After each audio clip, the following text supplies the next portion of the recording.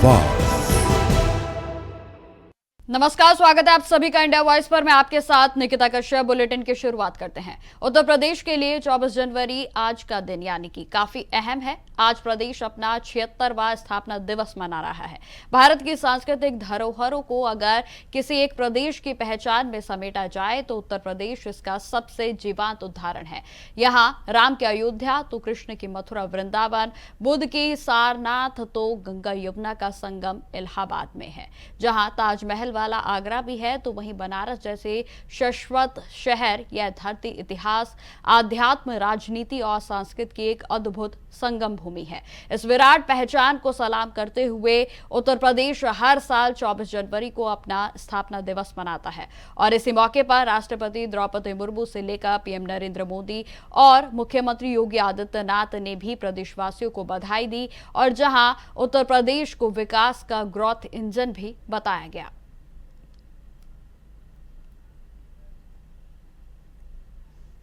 तो वहीं खबरों में आगे बढ़ते हैं। अब खबर राजधानी रायपुर से है, जहां आपको बताते चलें कि नवा रायपुर में स्थित पुरखोती मूल्यांकन में रायपुर के साहित्य उत्सव 2026 का उद्घाटन राज्यसभा उपसभापति हरिवंश और मुख्यमंत्री विष्णुदेव साय की अध्यक्षता में हुआ। इस अवसर पर उप मुख्यमंत्री अरुण साव, महात्मा गांधी विश्वविद्यालय के कुलपति अभिनेता मनोज जोशी समेत कई गणमान्य लोग उपस्थित रहे और जहां उद्घाटन समारोह में छत्तीसगढ़ राज्य के 25 वर्ष पूरे होने पर आधारित पुस्तिका और विभिन्न साहित्यकारों के पुस्तकों का विमोचन हुआ है। जहां राज्यसभा उपसभापति ने साहित्य की समाज को दिशा देने वाली भूमिका पर जोर दिया।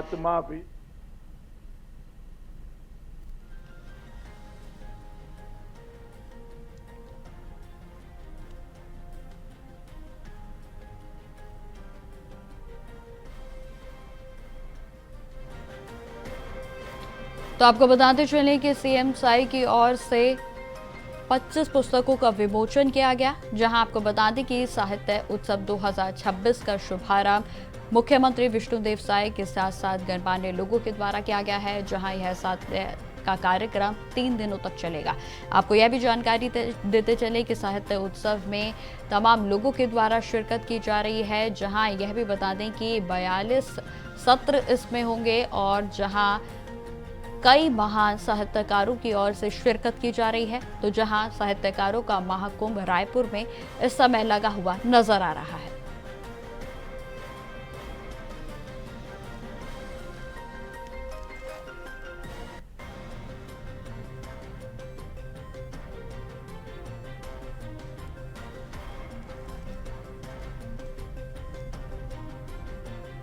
तो रायपुर में आपको बता दें कि साहित्य कार्यक्रम का जिसमें कि आधारित पुस्तकों का विमोचन मुख्यमंत्री विष्णुदेव साय की ओर से किया गया। जहां 42 सत्रों में इस कार्यक्रम को आगाज किया गया है और जहां बताते चले कि 42 सत्रों में तमाम साहित्यकारों के द्वारा शिरकत की जाएगी।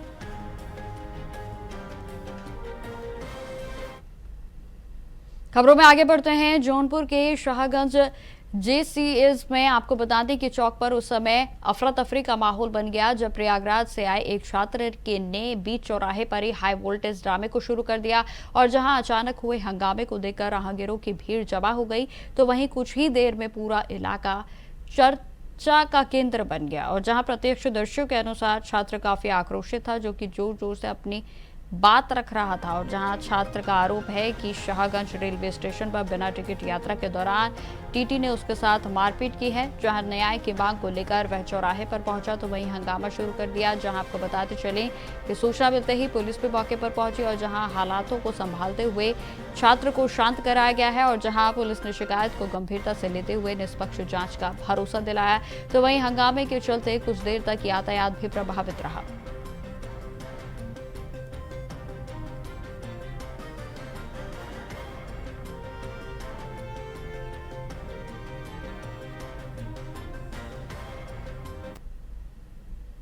अब खबर जालौन से है, जहां उरई स्थित पुलिस लाइन परिसर में शासन के निर्देशानुसार नागरिक सुरक्षा ब्लैकआउट मॉक ड्रिल का आयोजन हुआ और जहां इस अभ्यास का उद्देश्य हवाई हमले और युद्ध जैसी आपात परिस्थितियों में आमजन की सुरक्षा को सुनिश्चित करना है। तो वहां आपको बताते चलें कि अग्निशमन विभाग और एसडीआरएफ की टीम के कर्मचारियों की भी सक्रिय भागीदारी नजर आई।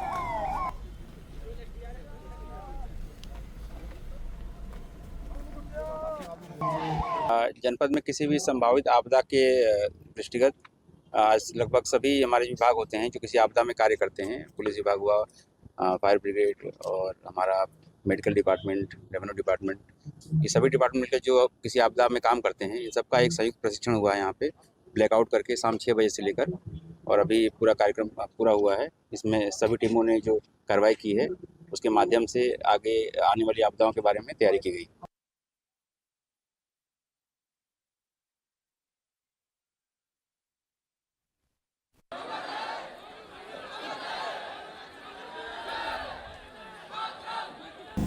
घायल है दोनों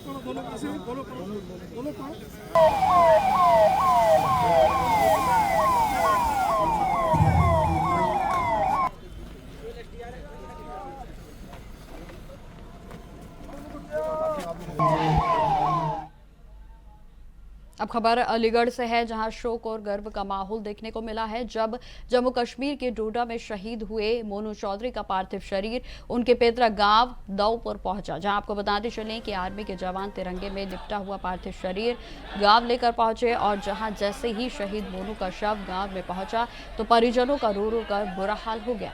वहीं अंतिम दर्शन के लिए हजारों ग्रामीण उमड़ पड़े, और जहां हर आंख नम दिखाई दी तो वहीं शहीद के सम्मान में पूरे गांव में गमहीन माहौल देखने को मिला है। इस मौके पर जिलाधिकारी, एसएसपी, क्षेत्रीय विधायक, जिला पंचायत अध्यक्ष समेत कई प्रशासनिक अधिकारी और जनप्रतिनिधि भी मौजूद रहे, जहां सभी ने शहीद को पुष्पांजलि अर्पित की। जहां श्रद्धांजलि उनकी ओर से अर्पित की गई है तो वहीं देशभक्ति के नारों और नम आंखों के बीच गांव वासियों ने अपने वीर सपूत को अंतिम विदाई दी।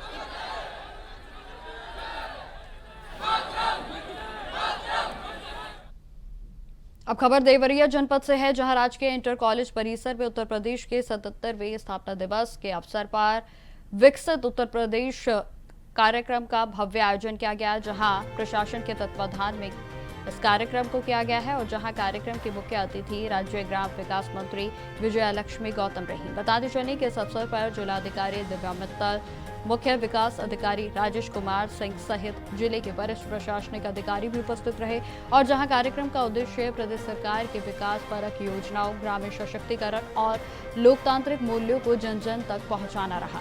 जहां आयोजन के अंतर्गत लगे सरस मेले में स्वयं सहायता समूह के द्वारा हस्त निर्मित उत्पादों और ग्रामीण शिल्प की आकर्षक प्रदर्शनी भी लगाई गई है। जहां मेले ने निरीक्षण में जो आपको बताते चले कि ग्रामीण महिलाओं और कारीगरों की सराहना उनकी ओर से की गई, तो वहीं कार्यक्रम के दौरान जिलाधिकारी ने नागरिकों को मतदान की शपथ दिलाई, जहां सांस्कृतिक प्रस्तुतियों ने आयोजन को जीवंत और प्रेरणादायक बना दिया।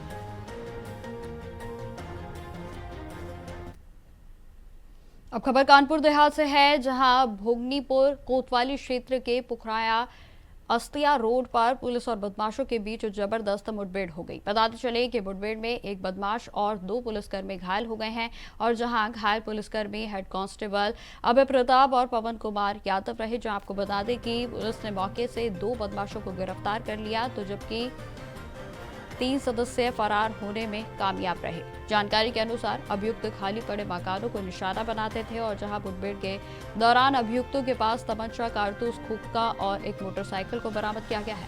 पुलिस ने घायल बदमाश और पुलिसकर्मियों का इलाज करवाया। जहां आपको बताते चलें कि फरार अभियुक्तों की तलाश अभी भी जारी है, जहां क्षेत्र में पुलिस की ओर से पेट्रोलिंग भी बढ़ा दी गई है, तो वहीं मुठभेड़ की घटना से इलाके में सुरक्षा, सतर्कता और भी बढ़ा दी गई। पुलिस की आज रात्रि में खाली बंद पड़े मकानों की रेकी कर चोरी करने वाले एक गिरोह से मुठभेड़ हुई है। उक्त मुठभेड़ में गिरोह का एक सदस्य उदयवीर उर्फ राजन उम्र करीब 23 वर्ष घायल हुआ है, और उसका एक अन्य साथी शिवा उम्र करीब 19 वर्ष पकड़ा गया, तथा उसके अन्य 3 साथी अंधेरे का फायदा उठाकर भाग गए, जिनकी तलाश और गिरफ्तारी का प्रयास किया जा रहा है। उक्त पकड़े गए दोनों व्यक्तियों के कब्जे से एक अदद 315 बोर तमंचा व 2 अदद जिंदा कारतूस 315 बोर व एक मोटरसाइकिल लाल रंग यमहा बरामद हुई है। घायल व्यक्ति को उपचार हेतु सीएचसी पुखराया भेजा गया है। फील्ड यूनिट द्वारा मौके का निरीक्षण करते हुए साथ संकलन की कार्रवाई की जा रही है। खबरों में आगे बढ़ते हैं। दुर्ग जिले में ठगों के अंधविश्वास का फायदा उठाकर एक दुकानदार से लाखों रुपए और सोने के आभूषण ठग लिए गए। आपको बता दें कि आरोपी ने दुकानदार संजय अठवानी से मां के इलाज और पूजा पाठ के नाम पर संपर्क किया और जहां 16 जनवरी को देवी पूजा के नाम पर 1100 रुपए तो वहीं बाद में आरोपी ने 4 लाख रुपए के साथ साथ मां के सोने के कंगन भी देने को कहा और जहां 20 जनवरी को आरोपी ने 8,82,300 रुपए नगद तो वहीं 4 कंगन ठग कर वह फरार हो गया। जहां जब फोन बंद मिला तो ठगी की आशंका जताई गई, जहां कुल ठगी गई राशि 13,82,300 रुपए आकी गई है। बताते चलें कि छावनी पुलिस ने मामले को दर्ज करते हुए आरोपी की तलाश शुरू कर दी है। प्रार्थी संजय अठवानी है जो सिंधिया नगर दुर्ग के निवासी हैं। इन्होंने छावनी थाने में एक एफआईआर दर्ज करवाया है कि इनकी मां की तबीयत खराब थी और मां के इलाज के लिए बहुत परेशान थे। इसी मोबाइल नंबर से किसी अज्ञात व्यक्ति से इनका संपर्क हुआ। ठग था जिसने इनको झांसे में लिया प्रार्थी को, संजय अठवानी को, और इनको बताया कि भाई आपकी पूजा पाठ हम करेंगे और पूजा पाठ के माध्यम से आपकी मां की तबीयत ठीक हो जाएगी। तो खबरें लगातार जारी रहेंगी। फिलहाल रुकते छोटे से ब्रेक के लिए। तो ब्रेक के बाद एक बार फिर से स्वागत है आप सभी का। बढ़ते हैं खबरों की ओर। खबर अब धमतरी जिले से है, जहां गो तस्करी के खिलाफ पुलिस को बड़ी सफलता हाथ लगी है। बताते चले कि पुलिस ने गोवंशों की क्रूरतापूर्वक तस्करी कर उड़ीसा ले जा रहे 6 आरोपियों को गिरफ्तार किया है। आरोपियों के कब्जे से कुल 16 गोवंश बरामद किए गए। जहां जानकारी के अनुसार नवागांव खमनापारा के पास कुछ लोग गोवंशों को मारते पीटते हुए ले जा रहे थे और जिसे गोरक्षकों ने पकड़कर तुरंत पुलिस को इसकी सूचना दी। जहां सूचना मिलते ही पुलिस पे मौके पर पहुंची और सभी आरोपियों को हिरासत में लेकर थाने लेकर आया गया।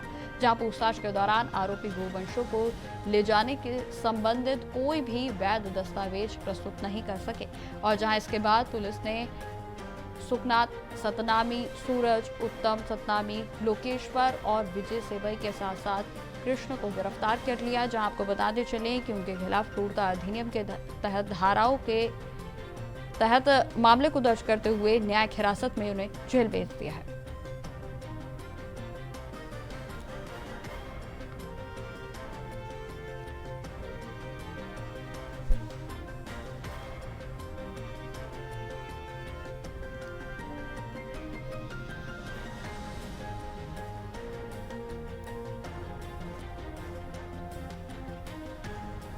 आपको बताते चलें कि 6 गो तस्करों को पुलिस की ओर से गिरफ्तार किया गया है और जहां सभी को न्यायिक हिरासत में लेकर जेल भेज दिया गया। तो जानकारी देते चले कि धमतरी में गो तस्करों पर पुलिस की ओर से बड़ी कार्रवाई की गई, जहां 6 गो तस्करों को गिरफ्तार कर लिया गया है। जहां धमतरी पुलिस की ओर से गो तस्करी का भंडाफोड़ किया गया। तो वहीं यह भी बताते चले कि इलाके से तमाम ऐसी खबरें आ रही थी और जहां 6 गो तस्करों को गिरफ्तार किया गया।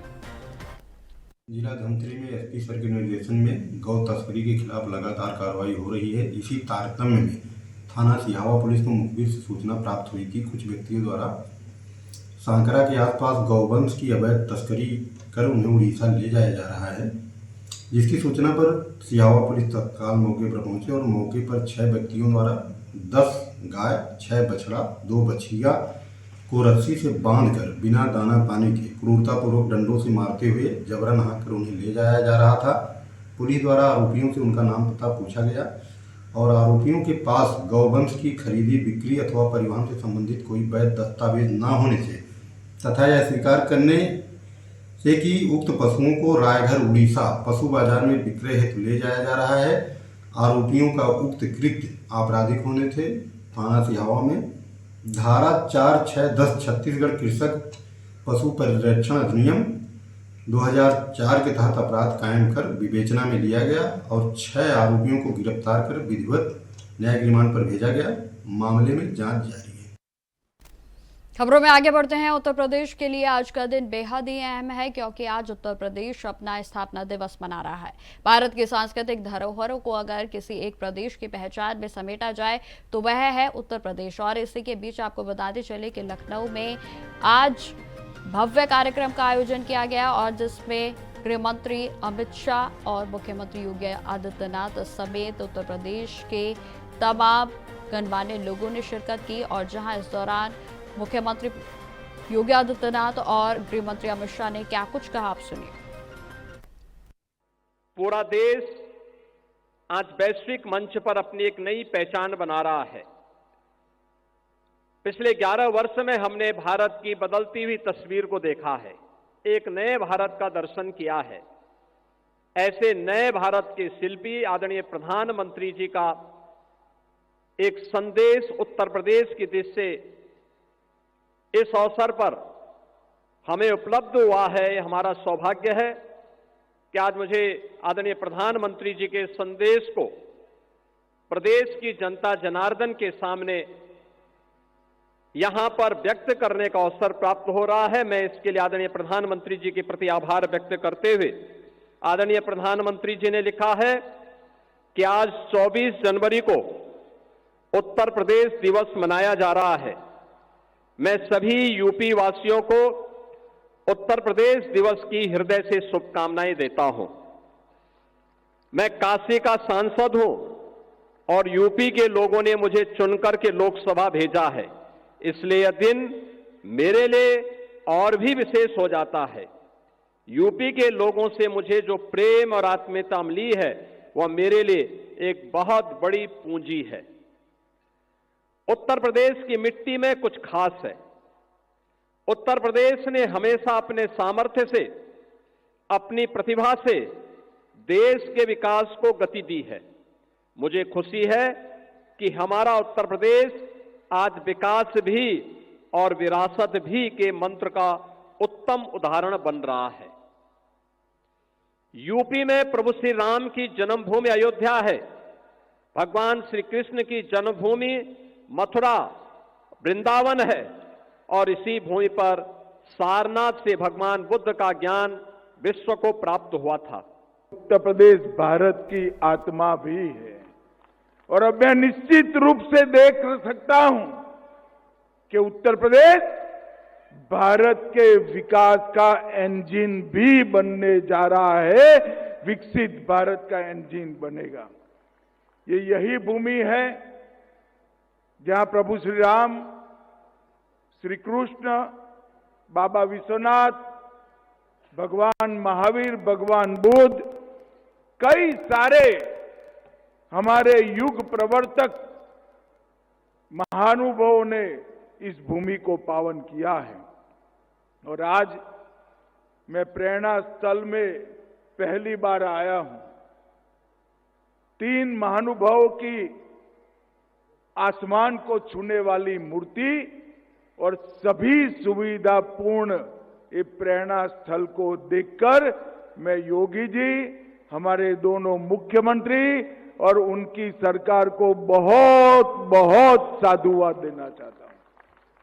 ये प्रेरणा स्थल राष्ट्र की चेतना की जागृति का स्थल आने वालों दिनों में बनने वाला है। श्यामा प्रसाद मुखर्जी, जिन्होंने न केवल जनसंघ की स्थापना की, कश्मीर के लिए अपना बलिदान दिया, एकात्म मानववाद के जनक दीनदयाल उपाध्याय जी और लखनऊ के ही वासी जनप्रतिनिधि भारत रत्न अटल बिहारी वाजपेयी की स्मृति में बना ये स्थल दशकों तक देश को दिशा देगा। मुझे बताया योगी जी ने 65 एकड़ के क्षेत्र में कूड़े का पहाड़ था और आज भाजपा के नेता के रूप में मैं गौरव से कह सकता हूं कि हमारी भारतीय जनता पार्टी की सरकार ने कूड़े को कंचन में बदलने की व्यवस्था करी और ये स्थान आज समग्र उत्तर प्रदेश को प्रेरणा लेने वाला स्थान हुआ है।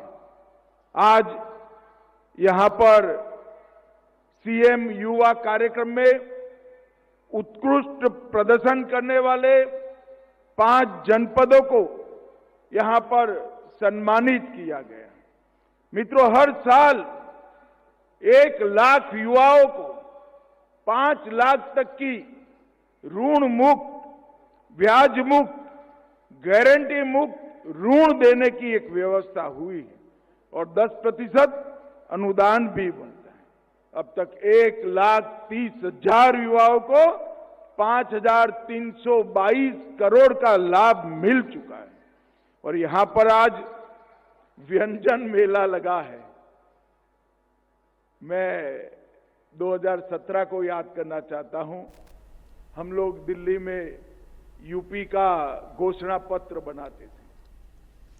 तो फिलहाल मेरे साथ इस बुलेटिन में इतना ही। देश दुनिया की तमाम खबरों की जानकारी के लिए बने रहें हमारे साथ। नमस्कार।